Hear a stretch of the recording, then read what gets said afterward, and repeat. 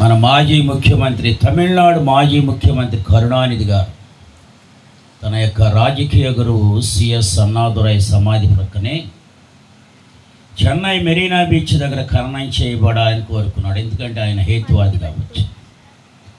విశ్వాసాలకు అనుగుణంగా ఎటువంటి మతపరమైన ఆచారాలు నిర్వహించవద్దని కూడా సూచించాడు.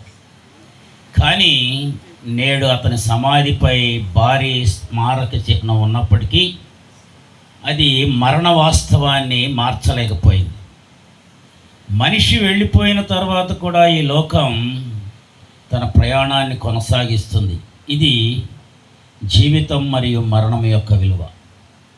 అలాగే ఇందాక చదివిన వచ్చిన భాగంలో యోధా చరిత్రలో ఒక సందర్భంలో రాజభవన గృహ నిర్వాహకుడైన షెబ్నా తన పేరు నిలిచిపోవాలని ఆశిస్తూ తన కోసం గొప్ప సమాధిని త్రవ్వించుకున్నాడు.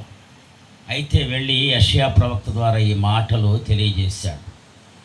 జస్ట్ చేంజ్ అవర్ ప్లేస్ అంటే యాజ్ ఎ క్రిస్టియన్ మనం పాతిపెట్టబడే స్థలం కంటే మనము ఎవరి కోసం సేవ చేశామన్నదే ముఖ్యం.